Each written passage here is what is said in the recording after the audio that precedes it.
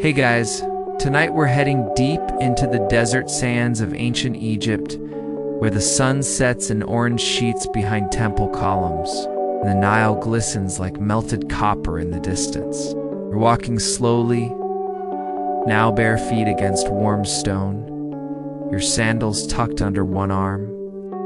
You pass under papyrus-shaped pillars and into the shaded courtyard of a noble estate.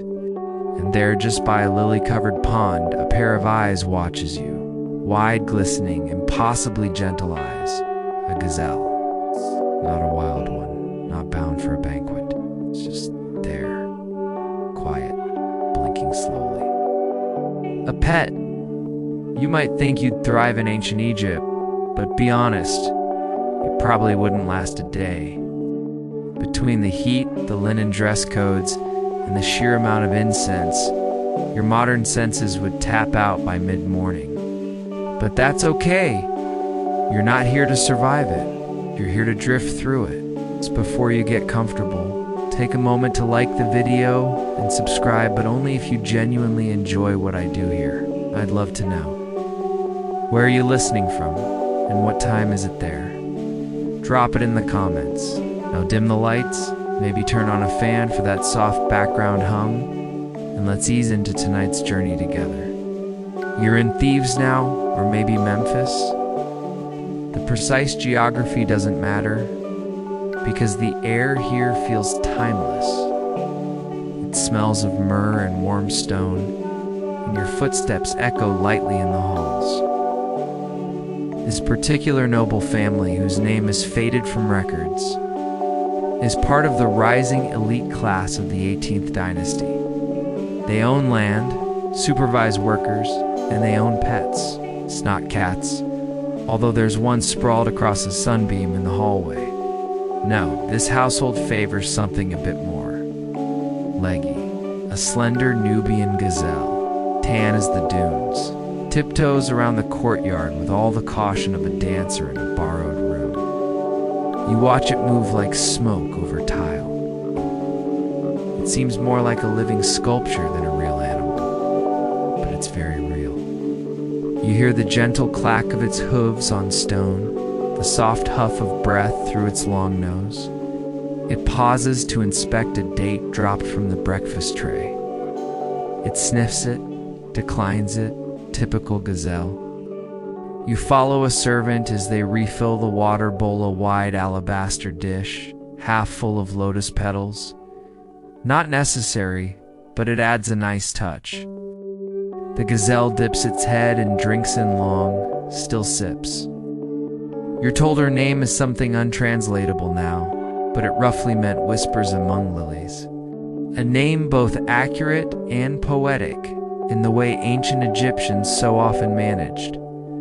This gazelle isn't unique. In fact, pet gazelles were a genuine trend for centuries. The Egyptian elite, especially in the New Kingdom, developed a taste for the exotic. While cats were revered and monkeys were mischievous, gazelles held a special place as delicate, emotional companions. They were symbols of grace, gentleness, and control, qualities that aligned well with the ideals of high status. But before you picture children tossing a ball around with one, hold on. Gazelles are, by nature, twitchy.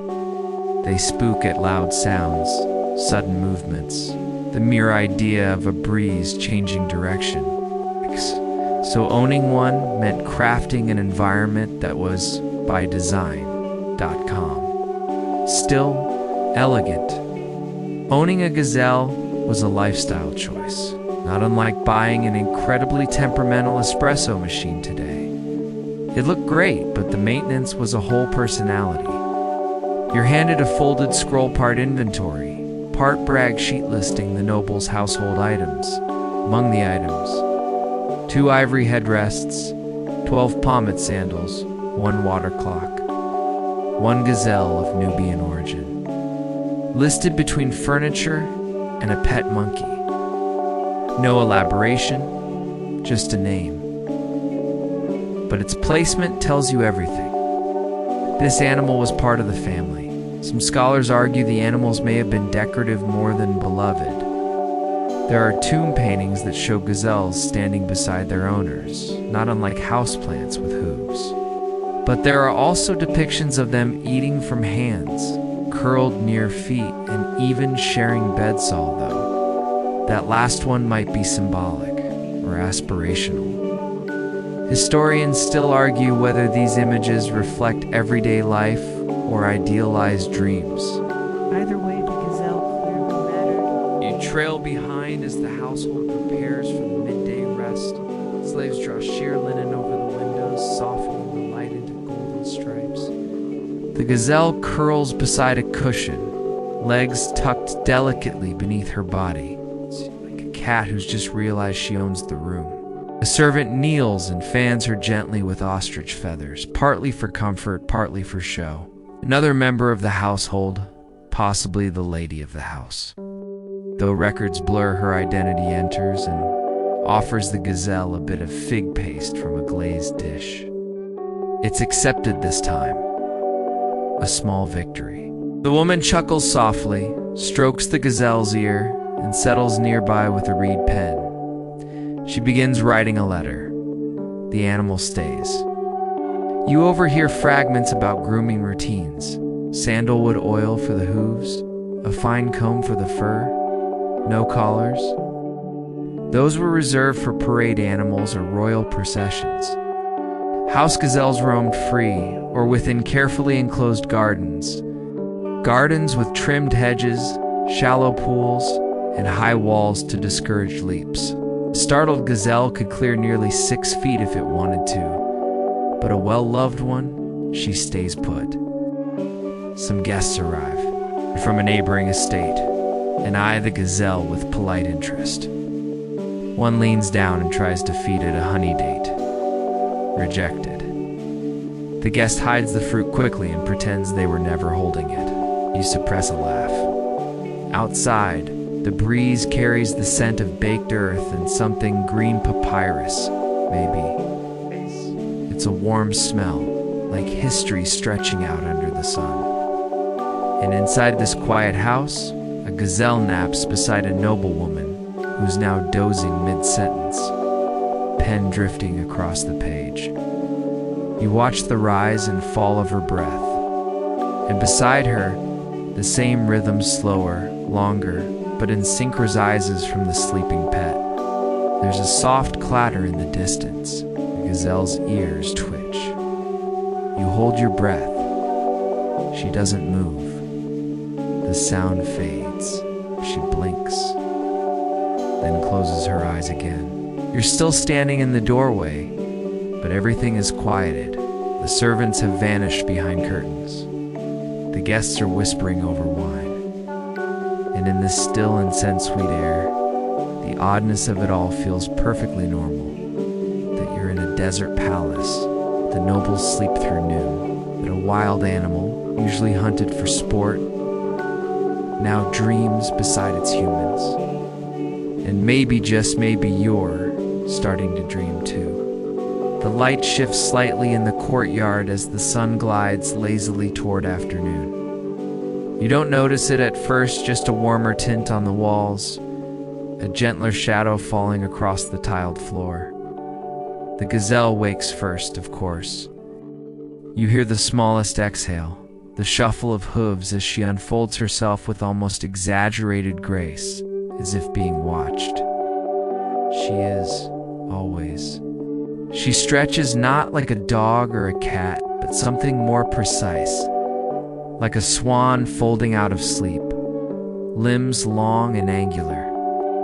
Her ears rotate toward the nearest sound, the slosh of water being poured in a distant hallway. Then, after one long, soft blink, she begins to move again. You follow, but you already know you're not in charge. She leads. Through a tall archway of vine-wrapped stone, the gazelle enters the shaded walkway surrounding the central courtyard. Here the air is cooler. You pass small oil lamps still unlit, empty baskets and jars that once held rosewater. And then there she is again, standing at the edge of a wide pool, its surface still and blue-green. Lotus flowers bob gently. Their petals look like they've never been touched by time. This place is part of the private wing of the estate, somewhere between a pleasure garden and a bathhouse. Only the household's family members and their closest attendants come here. And of course, the animals. You spot another gazelle now. This one smaller, probably younger. The two approach each other tentatively. A quick sniff, then a light butt of heads, and they go their separate ways, socializing Egyptian style. In the background, a servant appears, holding a dish made of carved wood. Inside, softened barley mash, dates, and a drizzle of milk. You don't get to try it, but the gazelle does. She walks over and begins to eat with careful, deliberate bites. You're told that gazelles are picky eaters, and that their digestion, how did the scribe put it, prefers quiet. Same. This is where the daily rhythms begin to make sense to you, Egyptians, especially those of noble birth. Oriented their entire household around patterns of balance, stillness, and control. Chaos was a foreign concept, something associated with enemies, deserts, and spirits of disorder. So even their pets reflected this philosophy. A gazelle could be graceful, calm, ornamental, but only if its environment allowed for it. A single shout, a dropped cup, a child's sudden sneeze, and poof, your elegant creature bolts into the reflecting pool. That's why the architecture matters. You begin to see it. Low walls, curved edges, wide open spaces that guide motion rather than block it. The entire estate is designed like a whisper, and the gazelle is its punctuation. You pass a servant trimming herbs near the fountain. She's humming a tune you can't place, but it seems to match the mood. She notices you watching the gazelle and offers a slight smile. She dreams sometimes, the servant says softly. Sometimes she runs in her sleep. You nod, as if this explains everything. Inside the house, you spot small signs of the gazelle's life. Scratch marks on a doorframe, a narrow bowl of salt left on a pedestal, a decorated cloth with what looks suspiciously like hoof prints. These pets weren't just decorative, they roamed, had territory, preference, personality. There's an old story the servant tells you about a nobleman who refused to eat until his gazelle had been fed. The animal had become a sort of emotional barometer for the household. If she was restless, so was he. If she was calm, all was well. Some whispered that the animal was enchanted. Others said she had simply learned to manipulate everyone with her eyes. Either way, she was fed first. Historians still argue whether these pets were truly beloved in the way we love animals today, or whether they were just more pleasant to look at than geese or goats. Some records call them companions, others simply list them under livestock. The ambiguity remains, as does the art beautiful. Intricate tomb paintings showing gazelles standing by their owners or prancing between date trees. Always elegant, always in profile, always still. You step into a side room now, cool, shaded study filled with scrolls, palettes, and half-finished ink sketches. One sheet shows a gazelle, mid-leap, legs curled, eyes wide. The lines are delicate. Someone spent real time capturing that movement, and you wonder if they were drawing from life. Maybe the very animal you've been following. On a nearby shelf, you notice something odd. A miniature sculpture carved in ivory, no taller than your hand. It's a gazelle, of course, and it rests atop a small box with hinged sides. A jewelry case, maybe. or something more sentimental, a keepsake from someone long dead, but clearly still holding on to the idea of this soft, nervous creature. You hear a rustle. The gazelle is back, now inside the room. She walks carefully among the scrolls, sniffing at a papyrus but deciding not to chew it. Good call. The room feels smaller with her in it, more intimate somehow. She carries stillness with her. I sit near the low writing table, watching her move through golden shafts of afternoon light. And for a while, you just breathe. She moves. You observe. Time slows. You're struck by how odd this would have seemed to you just a few hours ago. A gazelle as a house pet, surely too skittish, too wild. But now here in this heat-softened room, surrounded by the quiet scratch of reed pens and the smell of pressed herbs, it feels perfectly logical. It's not about utility. The Egyptians didn't keep these creatures for milk or meat. They kept them, it seems, because they represented something: grace, serenity, the joy of watching a beautiful thing do nothing in particular. In a world full of ceremony, noise, and conquest, there's a certain luxury in silence. The light shifts again. Shadows stretch. And once more, the gazelle curls down, knees folding in like origami, body coiling into a tight little dream shape. She sighs once, and then stillness. You stay a moment longer, not moving. The walls are painted with simple lotus patterns. The fan above you creaks softly. In this quiet, the only thing you hear is your own breath and the soft click of hooves just beyond the door. The early evening begins its slow approach, and the house responds without speaking.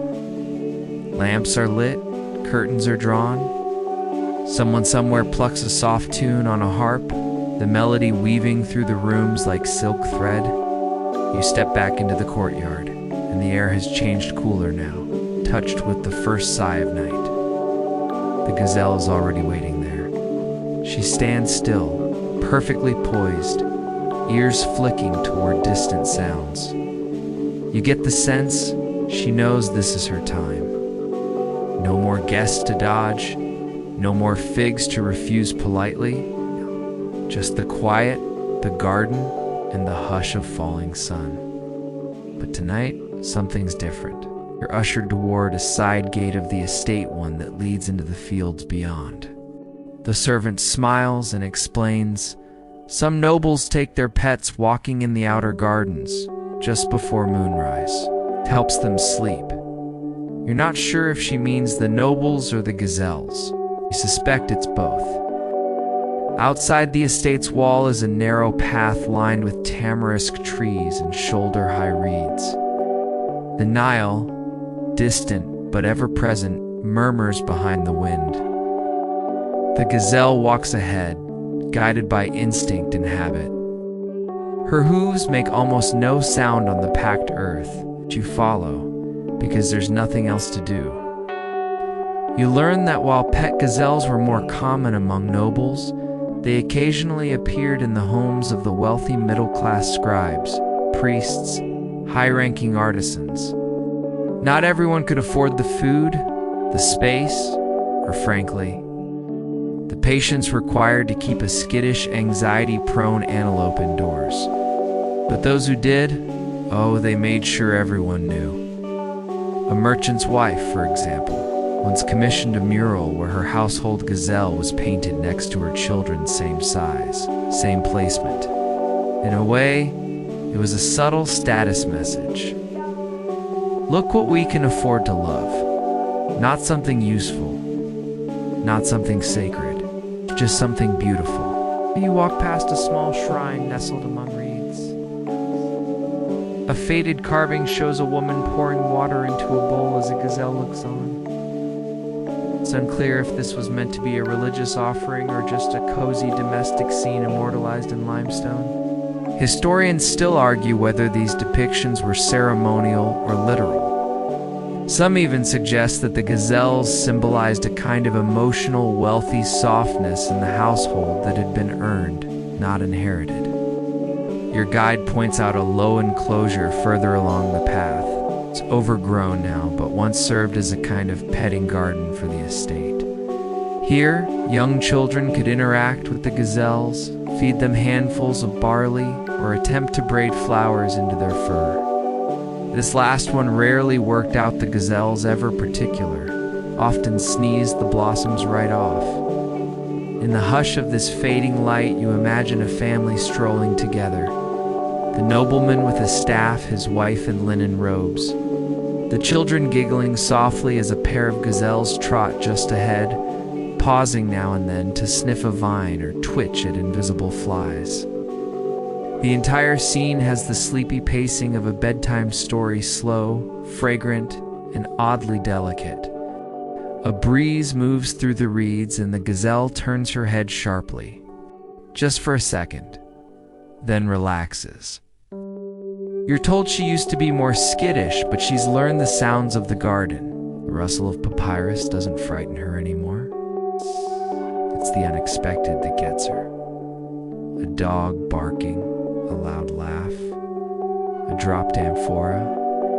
One story floats around this estate about a noble's birthday feast years ago. The family decided to let their pet gazelle mingle with guests in the courtyard, certain of her good behavior. All went well until someone clanged a brass cup too hard. Gazelle panicked, darted through the wine table, and ended up nose deep in a tray of sweet cakes. A total mess. But instead of punishment, the incident was retold for years with laughter. Even our gazelle loves pastries, they'd say. You get the feeling they loved her more after that. The stars begin to prick the sky as you walk back toward the estate. The gazelle hesitates, glancing toward the fields, then back at the gate. She chooses home. Smart creature. Back inside, the house has changed again. The light is softer now, coming only from oil lamps and moonlight bouncing off polished stone. The servants move more slowly. The noble family is gathering for their evening meal, not the formal feast, but the quiet one. Bread, fish, dates, nothing too loud. You notice the gazelle watching them, not begging, just present. She's part of the scene, but separate. Respected, but not fawned over. And yet when the youngest daughter breaks off a piece of bread and offers it to her, the gazelle takes it gently like a secret. It's in these small acts that the truth of her role becomes clear. She's not just a pet. She's a thread in the fabric of the household. She's the creature that teaches the family to move slowly, to speak softly, to watch where they step. She doesn't bring protection or profit. She brings pause. There's a theory that ancient Egyptians believed animals absorbed the energy of their environments. A peaceful animal meant a peaceful home. Whether you buy that or not, it's hard to argue with the mood in this place. Nobody's shouting, nobody's rushing. Even the shadows fall gently. And so the gazelle curls into herself again beside a doorway, this time just close enough to be part of things, but far enough to keep her space. You sit nearby, your back against a cool wall, watching the scene unfold like a slow mural. Nothing much happens, which is exactly the point. You close your eyes for a moment, not quite asleep, but further from wakefulness than you were an hour ago. You hear the distant notes of a flute, the sound of pouring water, the gentle snort of a settling gazelle, and you begin to understand. This isn't just history, it's hospitality. It's architecture for the soul. It's the slow art of making room for a creature that demands stillness, not with force, but with fragility. Later that same evening, the house quiets again. The family retires to their private rooms. A servant tiptoes through the hallway, lighting tiny dishes of incense, their smoke curling upward like the softest questions. You follow the gazelle, still awake, as she moves with intent through the shadows, and hurried, but alert. She turns into a corridor you haven't noticed before, less ornate. The paint on the walls is older here, faded reeds, chipped lotus blossoms. This wing doesn't get as many visitors, and yet it smells of recent presence: oil, grain, polished wood, a quiet sort of use. The gazelle pauses before a low doorway, then pushes through with her nose. Inside is a room that could only be described as a halfway space, half storage, half retreat. Along the wall are carved niches holding old vases, folded textiles, and what looks like a small writing desk covered in dried paint flakes. But dominating the room is a long, low bench wrapped in worn linen cushions, and in the center of it is a shallow tray filled with dried herbs, a few withered figs, and yes, a flat dish of water. This is her room. Not officially, of course. No scroll declares it. But clearly, someone made this space for her, somewhere she can sleep when the courtyard is too busy or the weather too loud. You sit down quietly, watching as she steps onto the cushion. Circles once twice and finally lowers herself into the softest spiral of fur and bone. You wonder how many other noble houses had spaces like this, not for humans, but for the animals that lived beside them. Some archaeologists have uncovered courtyards with low sandstone platforms, oddly shaped basins, and smooth corner niches whose use was entirely clear, till they matched the wear patterns with the habits of small, hoofed animals. It's likely that gazelles weren't simply tolerated indoors, they were accommodated. Their needs quietly folded into the design of the home. And this wasn't just an Upper Egypt elite practice. We've heard stories from other regions and smaller cities near Siyut, or even tucked along the delta where farmers or scribes kept captured baby gazelles, raising them with a mix of fascination and mild regret. One text fragment reads, "He comes to me for barley, but I know he dreams of the wind." That's the thing about gazelles. They always look slightly elsewhere, like their real life is happening just beyond your reach.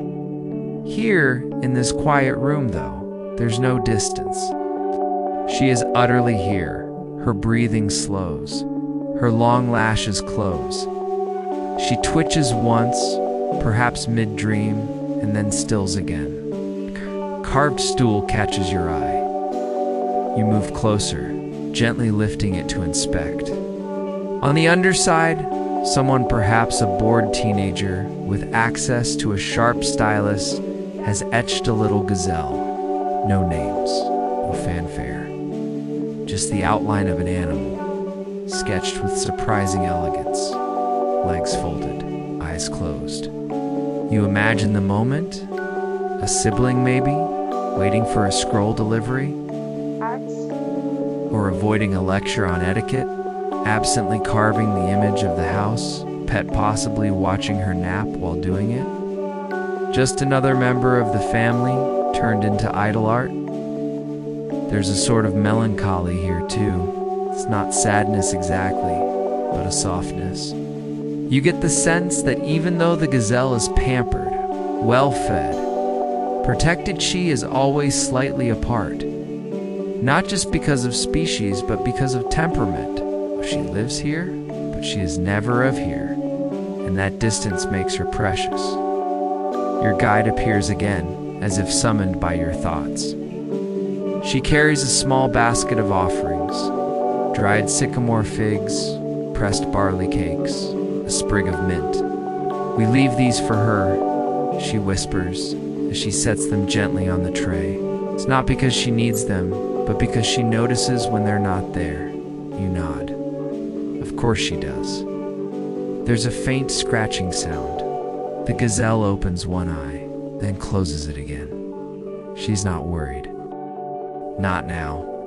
And you begin to wonder, what other roles did these creatures play in this society beyond simply being cute and quiet? Records from temple inventories mention animals kept for ceremonial calm, not for sacrifice, not for labor, but as living presences within holy spaces, embodied stillness, a kind of spiritual air freshener, if you will. And the gazelle, with her precise steps, soft fur, and habit of freezing at every sound, may have fit that role better than any beast of burden. Historians still debate whether temple gazelles were the same as noble pets.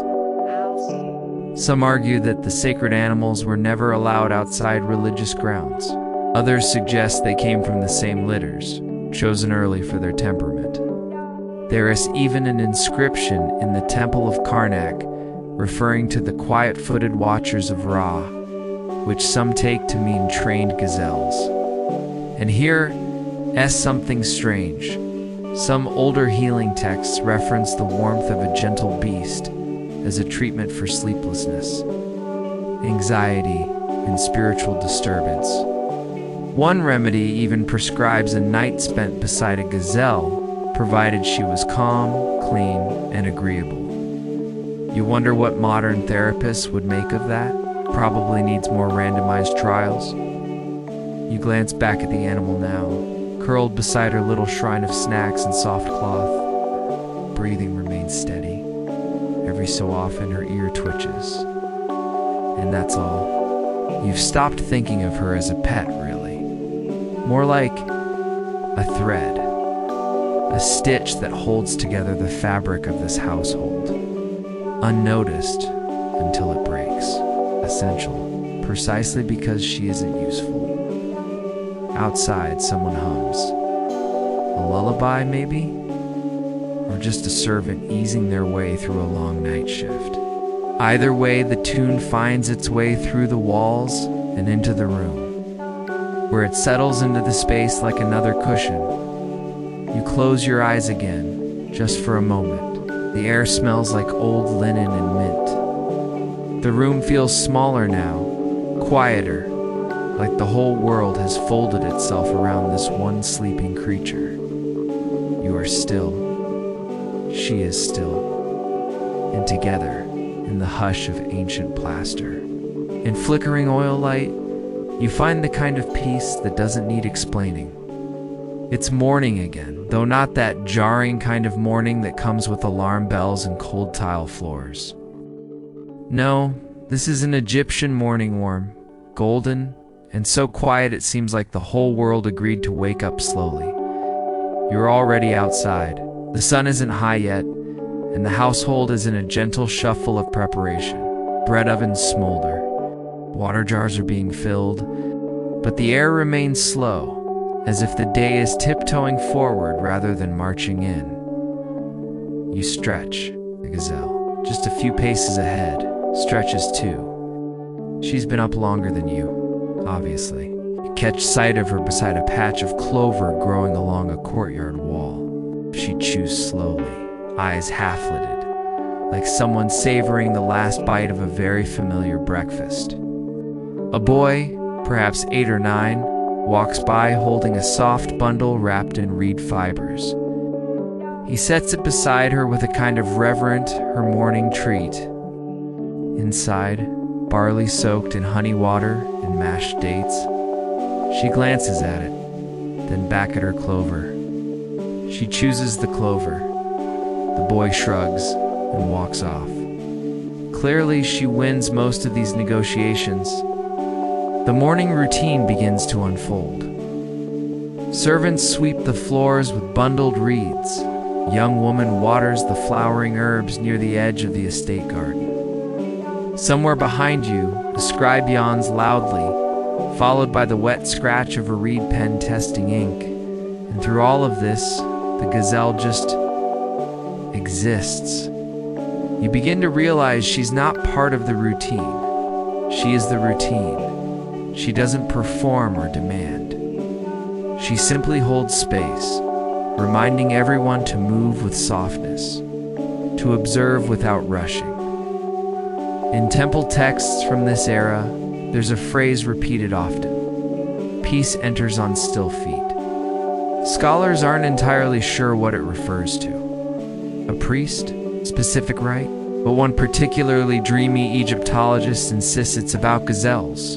You'd believe it. You'd follow her down a narrow walkway flanked by tall walls of pale stone. The passage opens into a garden, unlike the others you've seen wilder, with longer grass, thicker vines, and no obvious human marks. This is her garden, not landscaped, just tolerated. Allowed to be a bit unkempt. You find a low stone bench and sit. The gazelle steps into the tall grass, her tan coat nearly invisible among the stalks. She walks through it like someone half forgotten and entirely content with that. You can barely see her now, just the flick of an ear. The ripple of green. You're told this part of the estate is rarely used by the family. It's more sanctuary than showcase. A space meant for the animal more than the human, which in a culture as hierarchical as ancient Egypt is surprisingly generous. And yet, as you observe this subtle ritual a pet, allowed to vanish for a moment into her wildness, you sense something deeply human in it, a kind of unspoken agreement. We won't cage you if you don't flee. And so far, that pact is held. Not all gazelles were this lucky, there are records faint.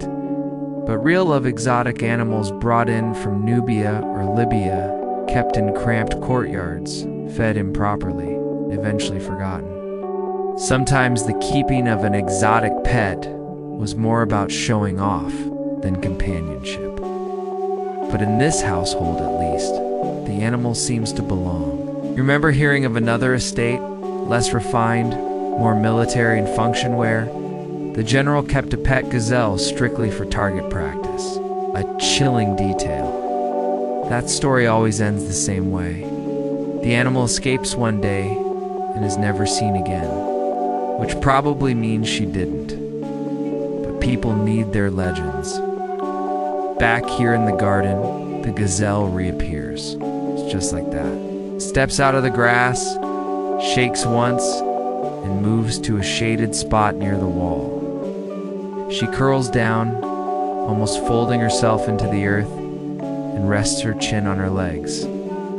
She's not sleeping this time, just watching. And from her vantage point, she sees the house begin to buzz again. A robe flutters on a balcony. A jug is carried across the courtyard. The air hums with the slow preparations of a summer day. And she, this soft, poised creature, continues to do the only thing she's ever needed to do: be. It's strange how much of this ancient world revolved around symbols. Everything meant something. Crocodiles meant fertility. Scarabs meant protection. Cats meant divine vigilance. So what did a gazelle mean? Perhaps simply grace. The Egyptians were obsessed with harmony between earth and sky, man and spirit, order and chaos. And maybe, in their own quiet way, gazelles were harmony made flesh. Nothing dramatic, nothing divine. Just a long-legged whisper reminding everyone to tread lightly. You hear a distant shout, someone calling for help with a basket. The gazelle's ears twitch, but she doesn't move. She knows that voice. Not a threat, just noise.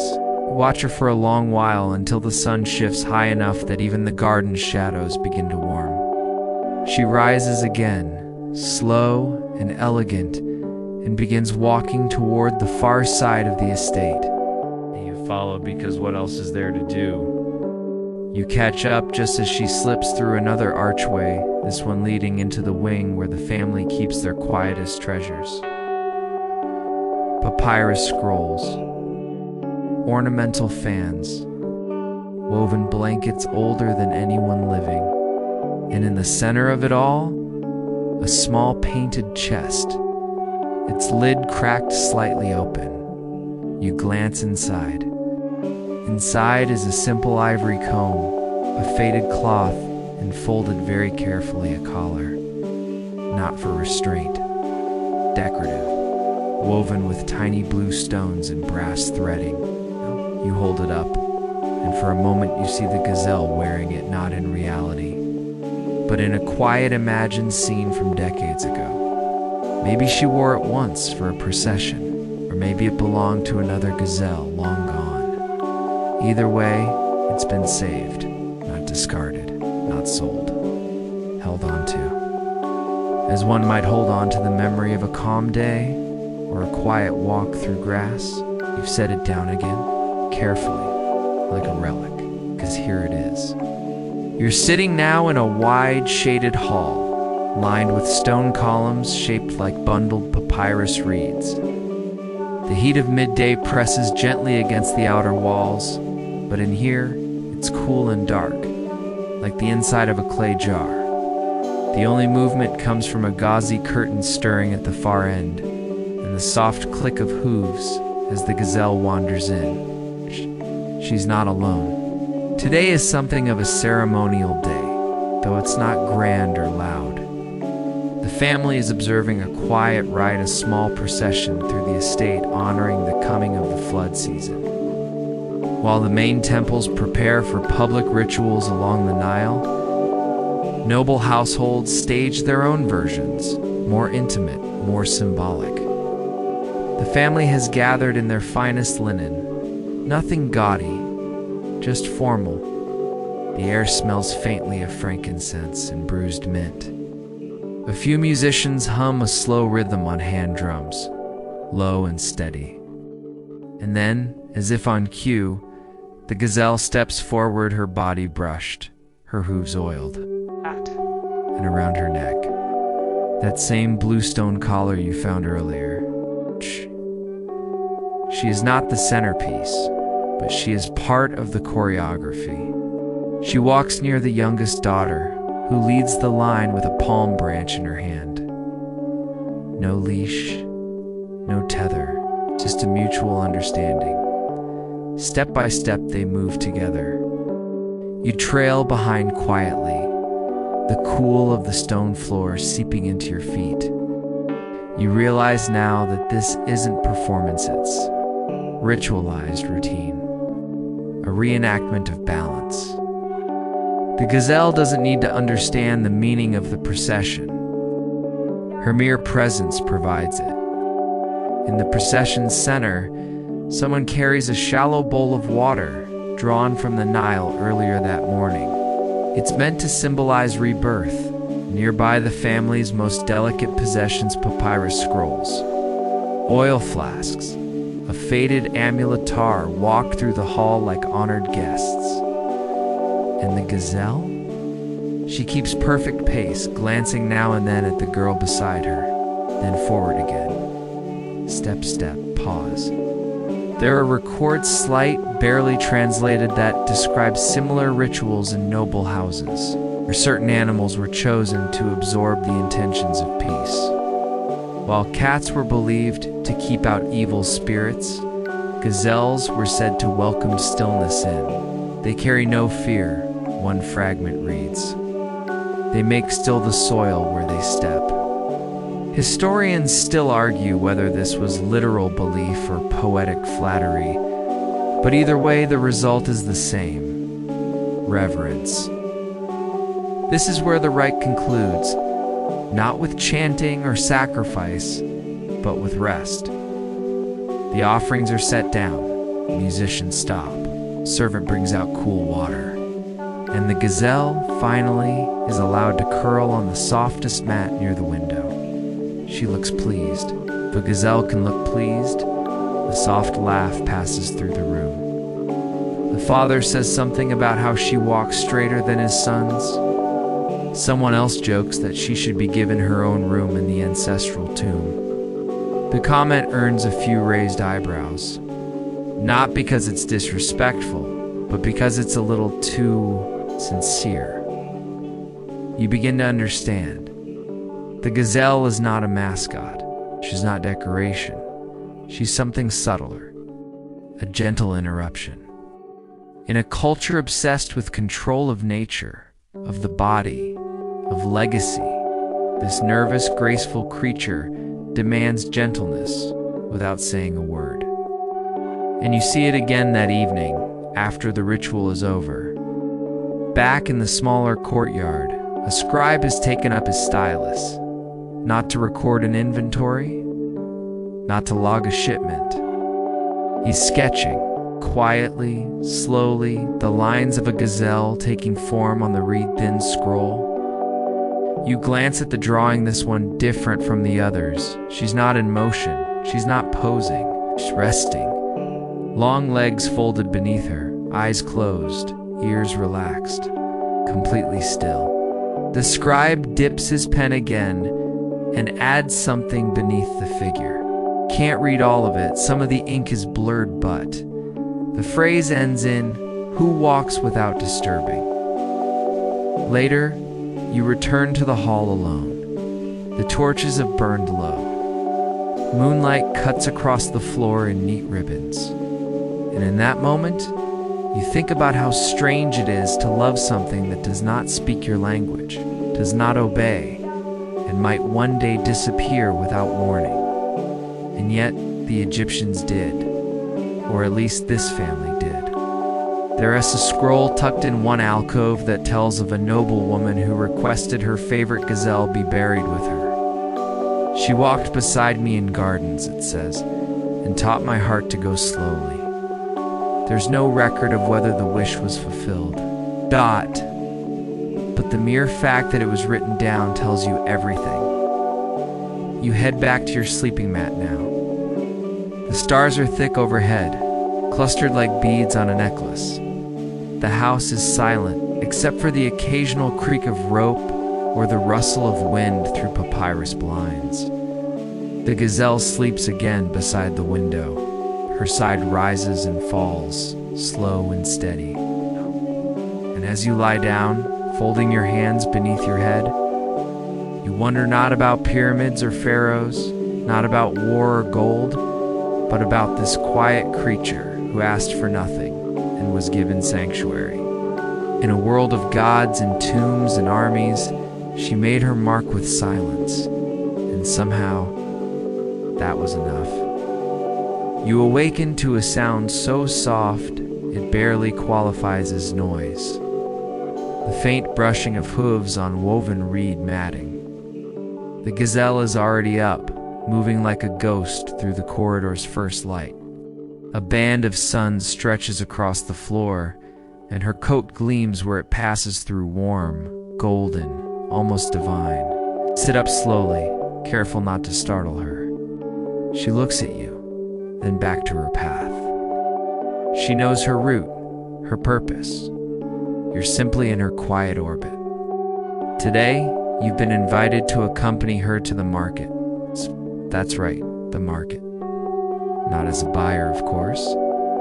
Gazelles don't carry coin purses. But it turns out that this particular one has grown comfortable in the more public spaces of the town. Comfortable enough, in fact, to occasionally accompany the steward or the lady of the house to the outer stalls. It's not exactly common, you're told, but it's not a spectacle either. This town knows her. People pause when she walks by, not to gawk, but to smile. She's a gentle interruption in their day. A reminder that even amidst hagglers, dust, and debate over fish prices, something soft still exists. You walk beside her through the estate gates and into the outer city. The air is busier, here saltier, filled with spices, sweat, and distant clanging. The gazelle doesn't flinch. She's alert, yes, but measured. Her head held high, her pace steady. Vendors wave from under linen awnings. A man selling carved amulets calls out, "The little queen returns." A woman arranging bundles of fresh dill gives a low bow and mutters something about good omens. It children tug at sleeves and whisper, "Don't touch her, she's sacred." Their mothers chuckle but say nothing to correct them.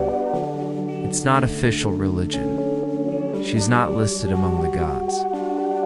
But reverence takes many forms. You stop at a spice merchant's stall. The steward selects packets of coriander and powdered fenugreek. The gazelle leans forward and sniffs a crate of dried hibiscus blossoms. The merchant grins. She always chooses the best. She has a nose for celebration. The steward smiles politely and pays in copper ringlets. Catch the faintest tilt of the gazelle's head, as if she understands currency, or at least understands that the humans think it matters. Historians still argue about this kind of thing, whether the Egyptians truly brought pets into public life, or if that was a later embellishment. But wall paintings don't lie. In some scenes, gazelles are shown beside their owners, not just in the home, but in public, mingling among musicians and merchants. If it didn't happen often, it certainly happened sometimes. You pause at a small fountain carved into a wall, just a trickle of water pouring from the mouth of a lion-headed spout. The gazelle drinks, careful not to wet her legs. A boy tries to pet her and is gently pulled back by his older sister. "You watch," she says. "You don't touch, Grace."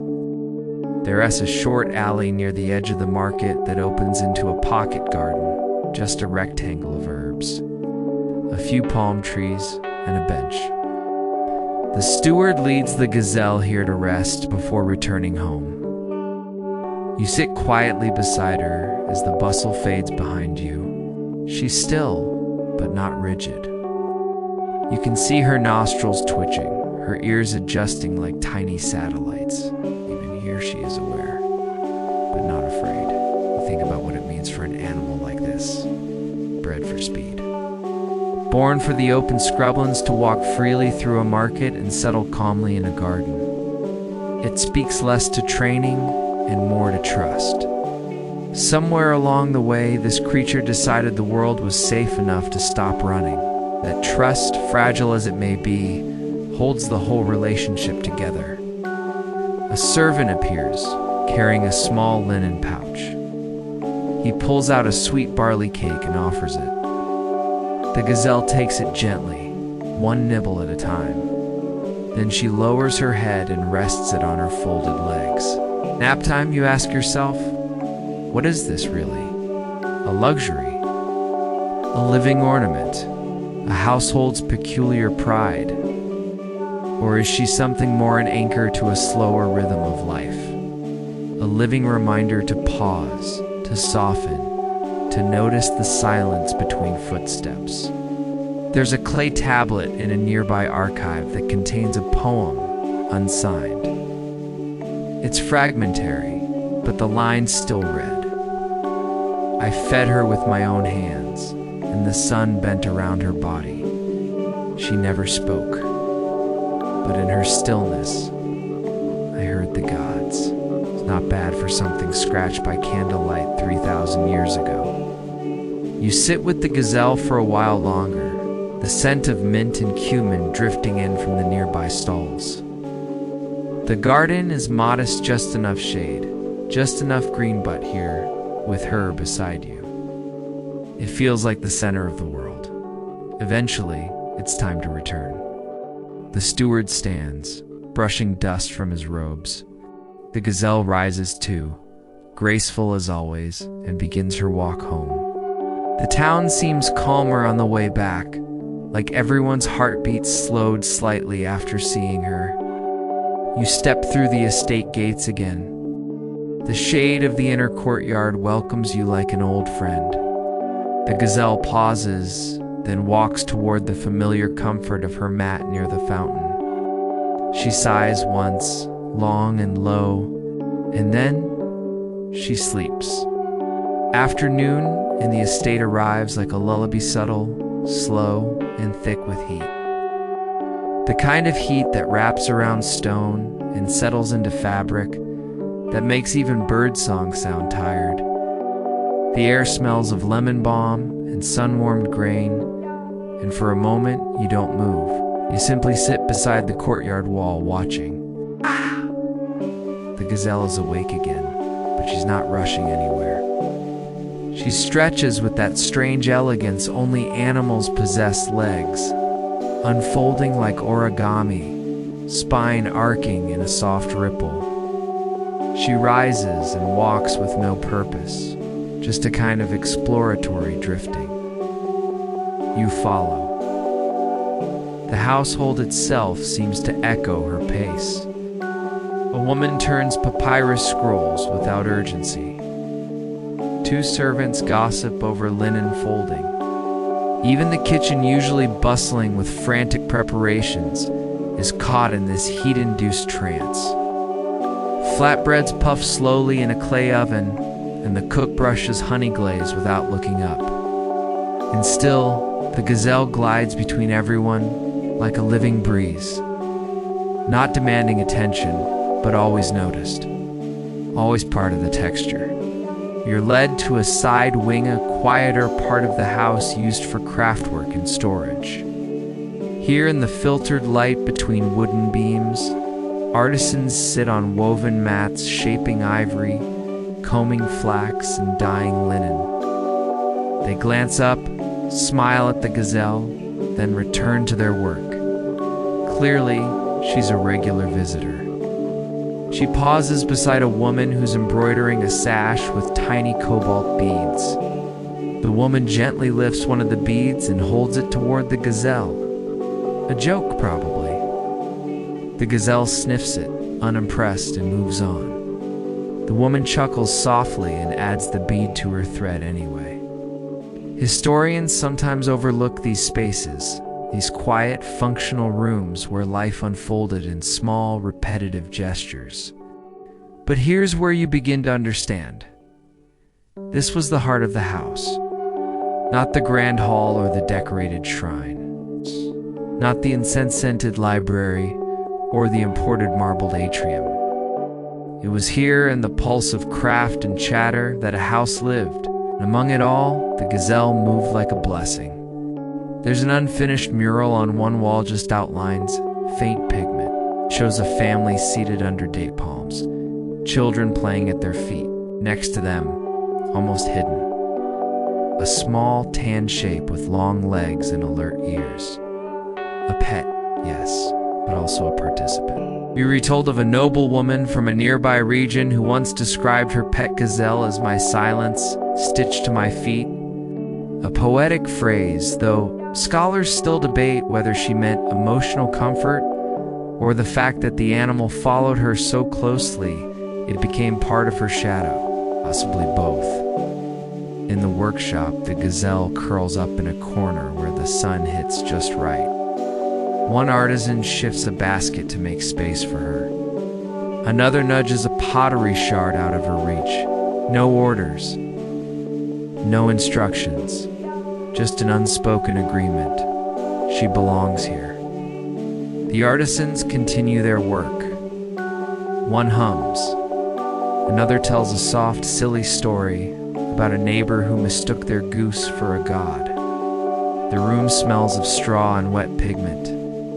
The gazelle sleeps. And in that stillness, you begin to notice the rhythm of hands, the scraping of dye brushes, the click of bead against bead, the rustle of rushes being woven into mats. You close your eyes for a moment, and it's like listening to a river of small, careful sounds. Imagine this. The scribe, years from now, finding a linen band with a stitched gazelle at its center.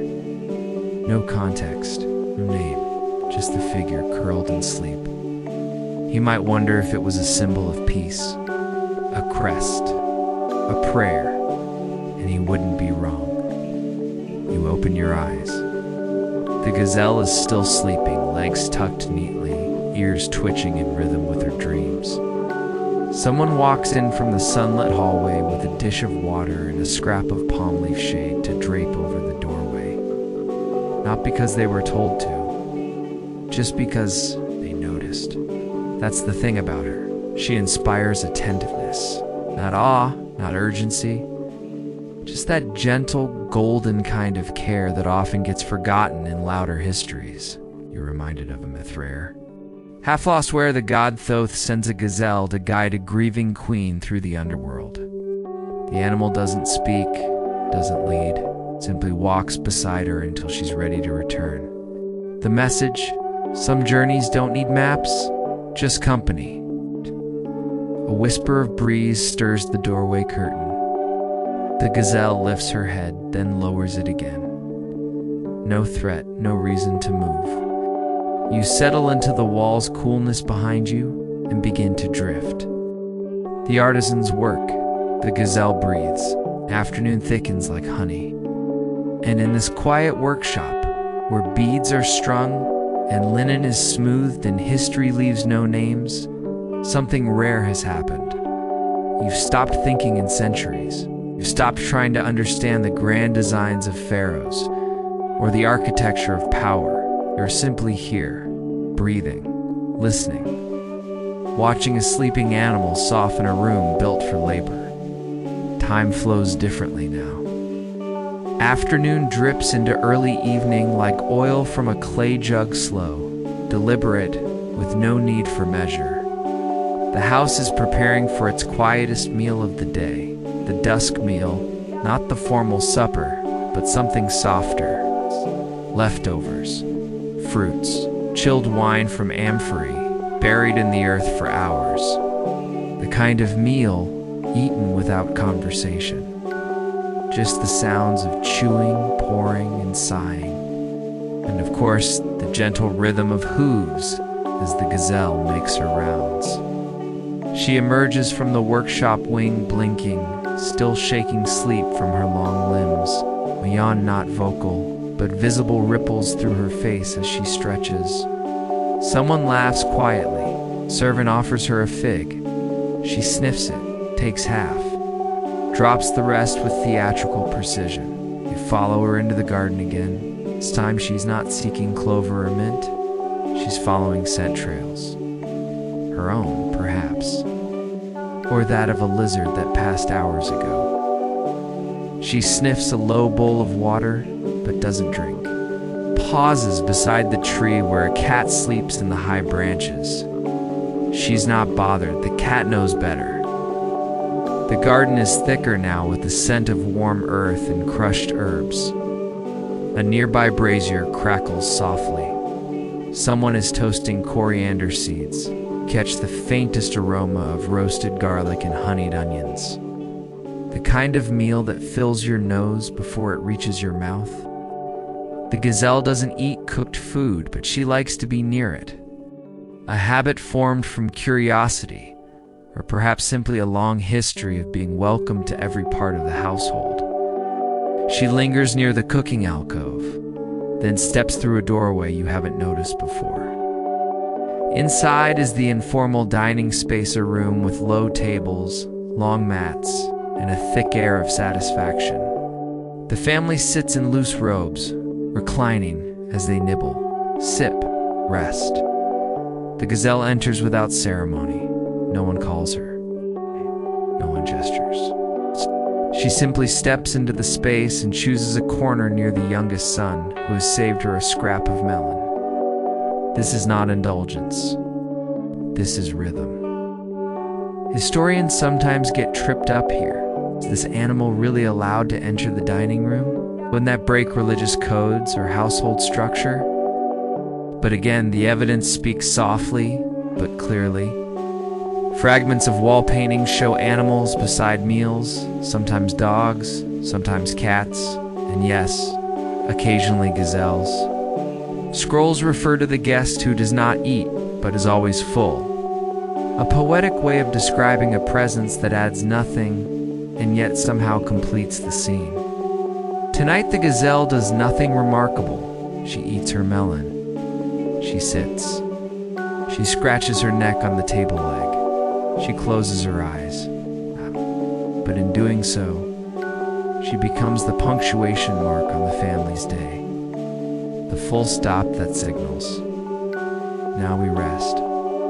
A servant enters with cool water in alabaster cups. Another places a folded cloth over the lady's shoulders. The patriarch picks seeds from his teeth with a sliver of ivory. Nobody speaks.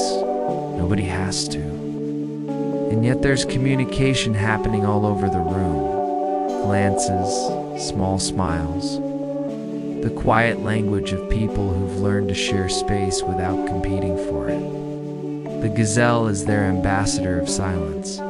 You find yourself breathing more slowly. There's a story in a lesser-known funerary text about a nobleman who, upon death, requested that his household continue offering food to the quiet companion, whom scholars assume to be a gazelle. She taught me the meaning of lightness, the inscription reads.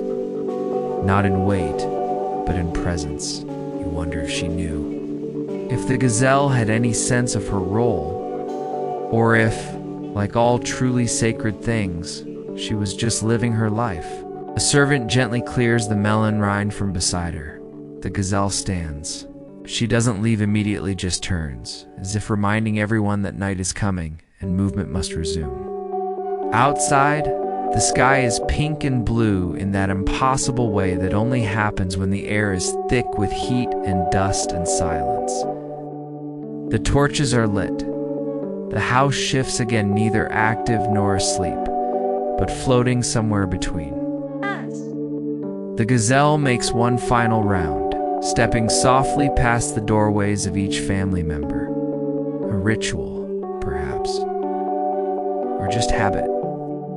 She pauses outside the girl's room, the one who gave her bread the night before. The door is open. A lullaby drifts out. The gazelle leans in, then walks on, and you follow her back to the courtyard where the stars are beginning to gather.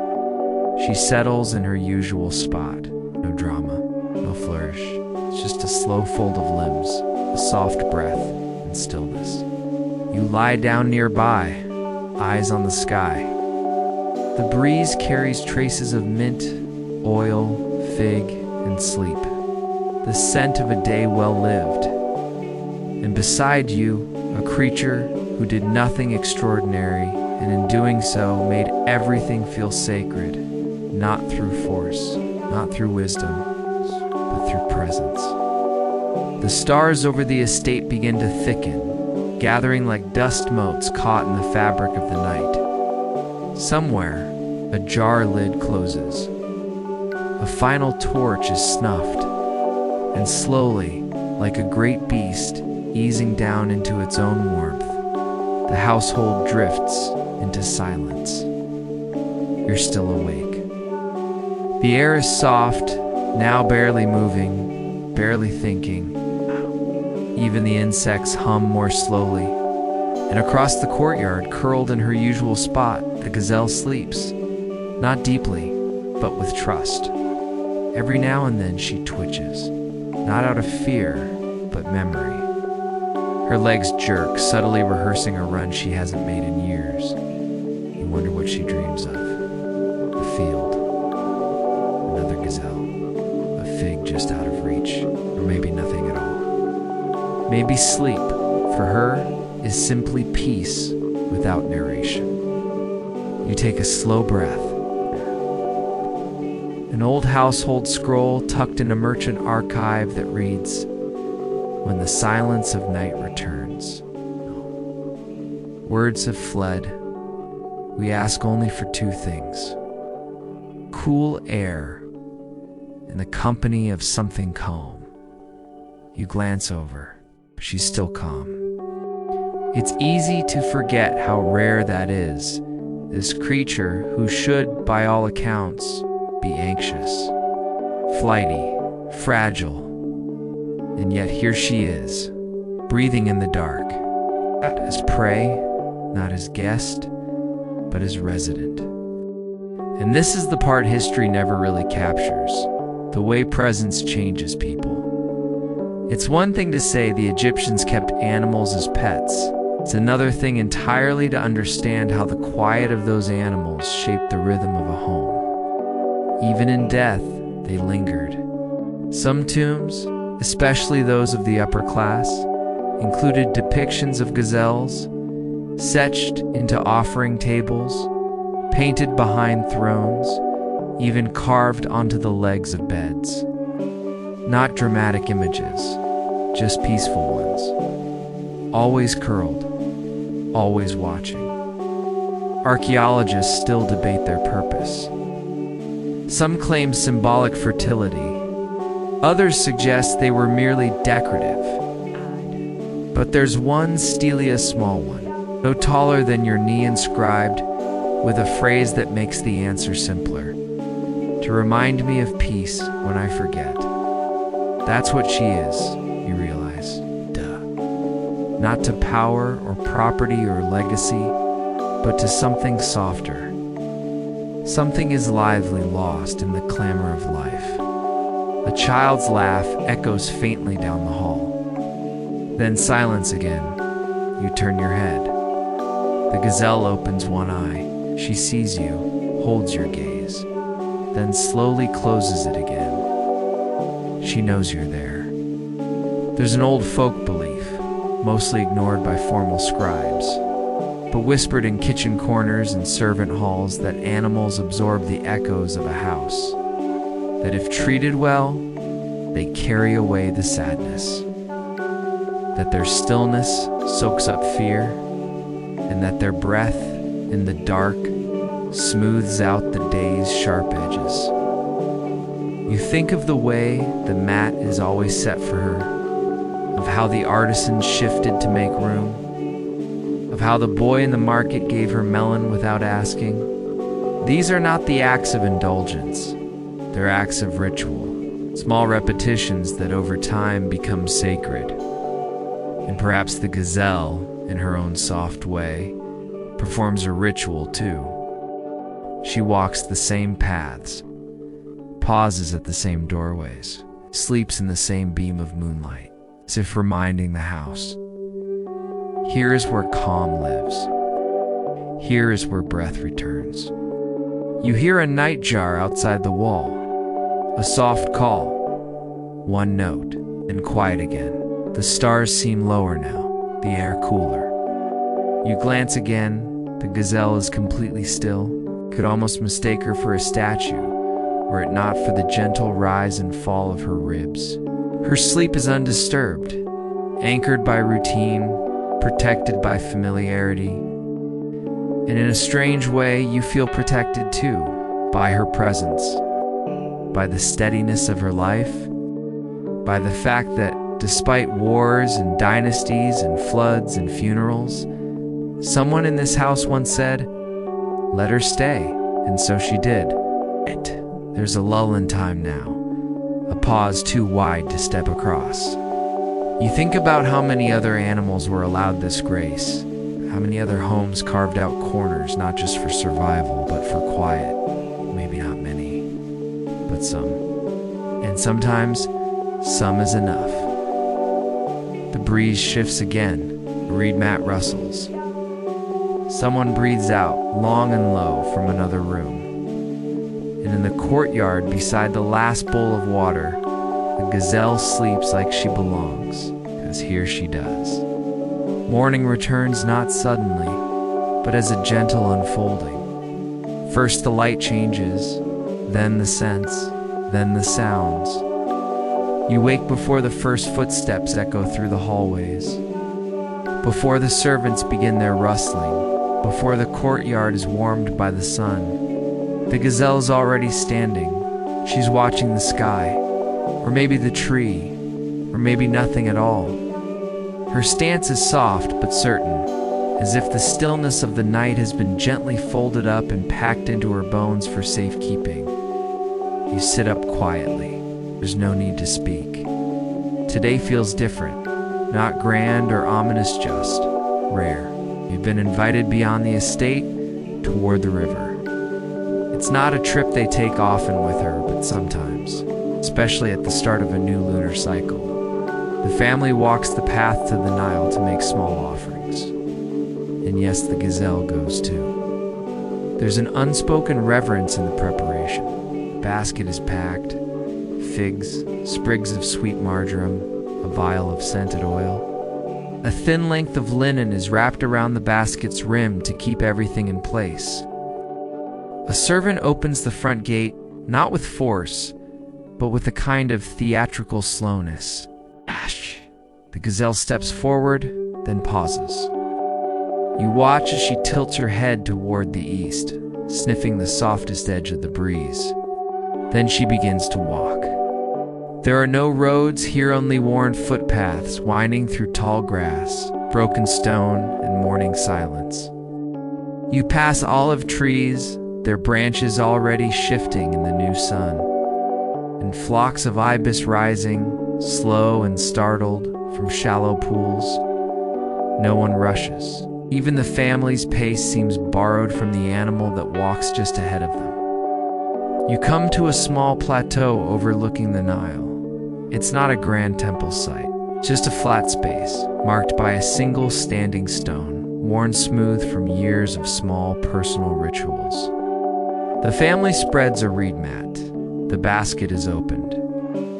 Each offering is laid out slowly, with care, not for show, but for presence. The figs, the oil, a small loaf shaped like an egg, and then something you didn't expect. A handful of soft barley is poured into a second bowl. One placed not beside the others, but near the gazelle. She approaches, eats, slowly, respectfully. This isn't feeding, it's inclusion. You think of a verse scratched into the wall of a distant tomb, likely by a child pretending to be a priest. The gods love those who remember their animals. Perhaps this isn't theology, perhaps it's just love. The gazelle lingers near the edge of the plateau, watching the water. Her ears flick, adjusting to the calls of distant fishermen and the whir of insects rising with the heat. Someone murmurs a prayer, not formal, just a few words into the wind. And the gazelle, as if sensing that something meaningful has passed, lies down at the edge of the mat. Her body curves into the shadow, her breathing slows again. You imagine this scene from above, a family, a river, a single still creature holding space at the seam between earth and water. There's no crowd, no temple guards, no scribes etching the moment into stone. But somehow, you know this will be remembered. There's a kind of memory that lives in repetition, in the rhythm of walking the same path, setting the same mat, pouring the same barley. And in the center of it all, a gazelle who asks for nothing but is given everything. You sit with her until the sun climbs high enough to warm your knees. Eventually, the mat is folded, the basket repacked, but the bowl near her is left behind, barley and all. You glance at the family. They do not explain. They do not look back. They know she understands. Or maybe it's they who understand her. The walk home is quieter. The gazelle moves in no hurry, stopping once to nibble a vine curling from a rock, and again to watch a kingfisher dart into the reeds. She's not being watched, she's simply being.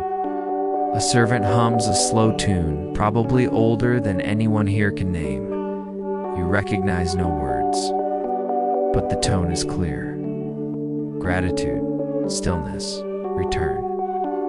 When you pass back through the estate gate, the light has changed again. The shade is more welcome, the stone cooler beneath your feet. The house exhales, as if relieved that everyone has returned whole, and the gazelle. She returns to her mat, not out of routine, but choice. She lies down, folds her limbs, closes her eyes. You don't need to be told this was a sacred day, not because of the offerings, not because of the Nile, but because she was there. The estate breathes with a deeper quiet now, not the silence of sleep, but the hush that follows something meaningful, like the stillness after a long laugh, or the pause after a song you didn't realize was your favorite. You feel it in your ribs. Even the stone walls seem to echo less. The gazelle lies on her mat again, limbs folded like fine linen, eyes half-lidded, not quite asleep. It's the kind of rest you take when you know the day has already given you enough. You sit nearby. A servant passes, carrying a bundle of palm fronds for weaving. She nods at you, but doesn't speak. She's humming, a low, looping tune, the kind of melody that doesn't end so much as dissolve. You listen for a while, then return your gaze to the gazelle. She blinks. Once. You're not sure when it happened, but her presence now feels inseparable from the household. She's no longer a gazelle kept by the family. She's just theirs. Like the courtyard. Like the soft white stone. Like the silence between prayers. And she is old. You hadn't realized it at first, not with her grace, her brightness. But now that you're still, now that your eyes have learned the rhythm of this place, you can see it. The slower blink. The careful steps. The slight hesitation before she lies down. She's aging. There's no panic in it, no mourning, just acceptance carried on the breeze. You remember a line a scribe once scrawled in a corner margin? Even the gazelles of the house learn to walk like the elders. There's something beautiful in that. That an animal born to run could, over time, learn the art of stillness, not out of fear or brokenness, but from sheer belonging. You glance toward a nearby wall where faded ink shows a woman cradling a small animal, perhaps a dog, perhaps a gazelle. The image is simple. No headdresses, no hieroglyphs of divine approval, just quiet hands and closed eyes. That, too, is history. The gazelle shifts. Small sound escapes her, a soft HMFF like a breath pushed sideways. Then stillness again. You wonder what happens to animals like her when they die. It's a difficult thought, and the Egyptians did not shy away from it. Death, for them, was not an ending, but a continuation. But did that philosophy extend to pets? Evidence says. There are mummified cats, of course, and ibises, and even the occasional baboon. But gazelles? Rarer. Still, there are tombs, modest ones, where their images appear, sometimes with offerings placed in niches nearby. One scroll speaks of a gazelle buried with her mistress, wrapped in linen, her collar placed at her feet. Not out of necessity, but out of gratitude. Her presence taught me how to breathe without hurry, the woman wrote. So I bring her with me to the next world, that I may continue to remember. Historians still argue whether this was metaphor, wishful thinking, or literal practice. But the truth is, it doesn't really matter. Because what you feel now, sitting beside this gentle animal as she dreams, is real. It may not last forever, but that only makes it more sacred. A light breeze stirs the surface of the courtyard pool. You watch the ripples stretch and soften. Somewhere, a reed flute plays a few notes, then stops. It's not a performance, it's just someone practicing alone. The gazelle lifts her head, sniffs the air, then closes her eyes again. You think about how rare it is in life and intramodern to be allowed to simply exist, to be protected without condition. It's not for what you can offer or how you can serve, but just for being gentle in a world that often forgets how. And you realize this house has remembered. Somewhere in its architecture, in its shadows, in its rituals, it carved out space for peace. And peace chose long legs and soft eyes. Servant kneels beside the gazelle now. Slowly, respectfully, she offers her a shallow bowl of water. The gazelle drinks. At. Not because she's parched, but because she's used to being given care without demand. The servant stays for a moment, just resting her hand near the animal's shoulder, not touching, just close enough to feel the warmth. They sit like that for a while, just two beings in the fading light, sharing nothing but breath. You watch, you breathe. For a brief, aching moment, you understand the entire philosophy of this house. Let what is quiet remain undisturbed. Let what is soft remain untouched. Let what is fleeting be remembered. And then let it rest. The next day arrives without fanfare. There is no ritual, no loud bell to announce it, just a gentle warmth creeping along the floor, tugging gently at the linen curtains and wrapping itself around the edges of the courtyard. Birds are already busy. The estate's dogius. There's a dog too. But he knows his place in the pecking order, barks once, and promptly goes back to sleep. And in the corner, exactly where you last saw her, the gazelle is already awake. She doesn't stand yet. Her breathing is slow and steady. You realize she's watching the dappled light dance across the floor, the way it filters through palm fronds, watching it, not chasing it. This is her version of meditation. You sit beside her again, as you've grown used to doing. There's no rush today. No errands, no river visits, no guests. Just a day for the house to be what it is. A quiet space tucked within louder surroundings.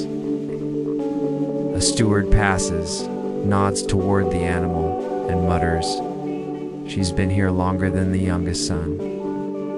Then he disappears into the kitchen with a jug of lentils. As if he said something profound. It's true. She's part of the household lineage now. Not just an animal they keep, but a thread woven into the very pattern of their daily lives. Children mark time by her. Servants use her behavior to predict weather. Sneeze from her is to one elderly cook a reliable sign of coming rain. And yet, no one owns her. Not truly. There are no leashes, no shackles, no commands. Just presence, mutual, gentle, constant. You remember something from your walk through the market days ago? A carving on a stall's wooden post? It showed a stylized gazelle with a single lotus tucked behind its ear. Beside it were scratched the words, "She who walks slowly will not be forgotten." A merchant's philosophy, or perhaps just a love letter to a household pet. Still, the idea lingers. In a culture so obsessed with grandeur, pyramids, monuments, tombs that touch the stars, it's oddly comforting that such care could also be given to something so small, so quiet. Later, a young girl, the same one who sang lullabies the other night, joins you in the courtyard. She's carrying something in her hands. A necklace of reeds, strung together haphazardly but lovingly, with small shards of painted clay dangling from the twine. She kneels beside the gazelle, whispers something you can't hear, and gently places the necklace near the mat. Not on her, just nearby. A gift with no expectations. The gazelle glances at it, sniffs, then rests her chin beside it. That's enough. You wonder how many moments like this go unrecorded in scrolls and stone. How many tiny rituals, acts of tenderness, of noticing our loss between the louder moments of history. Wars, reigns, edicts. Yes, they matter. But they don't tell you how people lived. This does. How they loved, how they softened, how they made space for grace. A servant brings figs again. The gazelle takes one gently, holding it in her mouth without chewing, like she's savoring the idea of it more than the flavor itself. She's older now, and much is clear. Her legs are stiff when she stands, her breath slower, her naps longer, but no one speaks of this. There are no whispered warnings, no plans made in the shadows, They simply let her be, because being existing gently is what she has taught them. You walk with her later, slowly, through the outer garden. She no longer runs, but her gait is still elegant, step deliberate, light. She pauses under a fig tree. You both stand there a while. The wind picks up, rustling the branches above. A few leaves fall. The gazelle watches them drift, following their path all the way to the dirt. You swear she sighs, and maybe she does. You think back to that funerary inscription, the one that spoke of a gazelle being taken into the afterlife, not as a possession, but as a companion. It suddenly feels very real, very plausible. If anyone ever deserved to be remembered, not for greatness, but for gentleness sits her. Not because she did anything grand, but because she reminded a household how to move slowly, how to notice silence, how to rest. And now, standing under the fig tree, with her by your side, you realize she's taught you to. The sky is turning a golden gray as you sit by the courtyard pool once more. It's nearing the end of the day, and there's a hush over the estate that feels heavier than usual. Not sorrowful, exactly, just full. Like the air itself is holding something it can't quite speak. The gazelle has barely moved all afternoon. She's not in pain, not distressed, just tired. Tired in the way that old things get when they know they've done enough. A servant lays a soft linen cloth beside her. It's the same servant who gave her the necklace of reeds as a girl, now older, more careful. She smooths the cloth with both hands, then steps away. The gazelle doesn't react, but you know she felt it. You're still by her side, as you have been for days now. And somehow, without instruction, the rest of the household has begun to move around you in soft, circular patterns, preparing food more quietly. Sweeping with longer strokes, humming low songs that carry more memory than melody.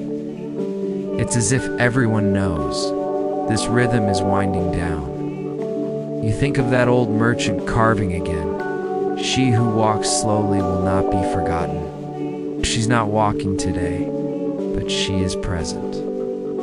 And so are you. There's an old belief that animals, when close to passing, return to the place where they felt most like themselves. Some scholars dismiss this as superstition. Others call it instinct. But the people of this estate, though they rarely say it aloud, know it as truth. The gazelle hasn't tried to leave the courtyard in days. She doesn't seek the garden, or the open door, or the fig trees. This is her place, not because she's confined, but because it holds her. The youngest child, barely 5, approaches now, tiptoeing across the stone. He carries a single blue flower, plucked from the shadowed edge of the herb beds. He kneels, places it near the gazelle's front leg. She doesn't flinch. She doesn't need to. He stays there beside her for a moment, then leans his head lightly against her flank, listening. Then he gets up and walks away without a word. You watch the gazelle breathe. In, out, in, out. It's not labored, but it's slow. Slower than before. She's fading, but not disappearing. Because in this courtyard, every breeze that passes will carry a trace of her. Every mat laid out will remember the weight of her rest. Every child who sits in the sun will feel the warmth she once drew into herself. You remember something you overheard once in the market, said by a woman with too many bangles and not enough teeth? You know a house is at peace if even the animals grow old in it. In this house, this place of woven reeds, fig trees, soft bread, and softer footsteps, is a temple of peace. You hear the cook humming from the kitchen, something low with no words. The same tune she sang when the gazelle was young, leaping awkwardly across the courtyard. You wonder if she realizes it. Maybe she does. Maybe they all do. Because the truth is, the gazelle didn't just live in the house, she helped shape it. She was a mirror that reflected back the gentleness in everyone who touched her. A slow-moving measure of the household's softness, its willingness to pause, its ability to nurture. And now she rests. Her eyes flutter. Her chest rises once more, then stills. You don't panic. No one does. Because this moment, sad as it is also perfect, unrushed, undramatic, complete. A soft silence follows. Then a wind stirs through the courtyard, lifts a few petals from the blue flower by her leg, and carries them away over the pool, past the doors, out into the world. You stay beside her, not because there's anything to do, but because presence, even now, is enough. The sun lowers behind the garden wall. The torches are not lit tonight. Instead, the estate goes to bed in the dark, wrapped in the quiet grace of something beautiful that passed gently, with no sound but breath. That night, the house moves more slowly than ever. Not in grief, not in the way we often picture it, with wailing or collapsing or dramatic gestures, but in a quiet, contemplative way, like a deep breath that doesn't quite leave your lungs. The gazelle's mat remains in the courtyard. No one has touched it. No one will for a while. You walk past it in the moonlight, and it feels strange and holy and right. She's not there. But the space still feels full. The household follows its normal rhythm. Bread is baked, linen is folded, papyrus is unrolled. But everything is softened now, like someone turned down the world's volume. In one of the smaller chambers, someone is painting. A piece of limestone, smoothed by time, now holds a figure drawn in the gentle curve of ochre and lapis. 4 long legs, a high head, not exact, but unmistakable. It's her. The artist doesn't need to say so. And that's the power of presence, isn't it? Even after she's gone, no one needs to explain her. She's in the way they walk, slower now, more deliberate. In the hush before someone enters a room, the instinct to pause when the breeze lifts. The girl who once sang lullabies now carries a bundle of herbs to lay by the mat. She doesn't cry, but she stands for a long time after, just being there. Historians sometimes overlook these things. They want records, edicts, grand tombs. But a house like this, a living, breathing rhythm of people and animal woven into one story, is harder to measure. Yet here it is. Tomorrow the mat will be moved. A little shrine may be built, or maybe just a bowl of barley, refreshed each morning, not out of superstition, but memory. A few of the elders speak in low voices that evening about the old story that the souls of animals who live peacefully become part of the breeze. That on hot nights they come back as cooling winds, curling through rooms and reminding us how to sit still. You smile when the wind does come late just before sleep. A breeze that carries the faintest scent of fig leaves and mint and dust-warmed fur. You sit in the courtyard one last time. The moon is higher now. The mat remains untouched. A single palm frond has landed across it, gently as a hand. You remember the words, etched on that old weathered stele, to remind me of peace when I forget. She already has. And even now, long after her breath has stopped, you feel her presence guiding the rhythm of your own. Slower, softer, more aware. This house will change. Children will grow. Servants will leave. Stones will crack. time will press forward. But somewhere in the center of it all, there will always be the memory of 4 graceful legs, the hush of hooves on cool stone, and the steady beat of a creature who asked for nothing but gave. Stillness, you close your eyes, you rest. And now, as the house settles once more into its timeless breath, let yourself sink deeper into stillness. The torches have long since gone out, courtyard lies empty, but never truly alone. The scent of fig leaves and linen lingers, mixing with the hush of nighttime air, cool against your skin. The mat remains faded but unforgotten, and in your mind, you still see her every step deliberate, every glance calm, every pause meaningful. You've walked the pathways of an ancient estate. You've tasted the rhythms of a life that flowed not in drama, but in gentleness. You've watched a creature live and rest completely. And perhaps now, it's your turn. Let the world slow down around you. Let your breath become a whisper, in and out. Feel the stone beneath you, cool and still.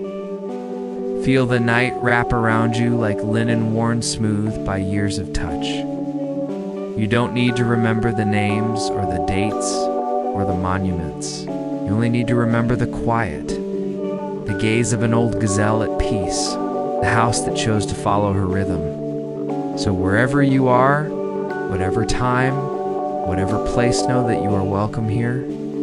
This is your mat. This is your silence. This is your breath, and you are not forgotten. Not tonight. Not ever. Good night. And before you drift all the way into sleep, just a quiet thank you from me to you for sharing this moment, for letting your mind wander through the soft folds of ancient history. If this story helped you relax, unwind, or simply forget the day for a little while, I'd be so grateful if you hit that subscribe button, not out of habit only, if it truly brought you peace. Wishing you the gentlest dreams. And I'll see you again soon, right here. Good night.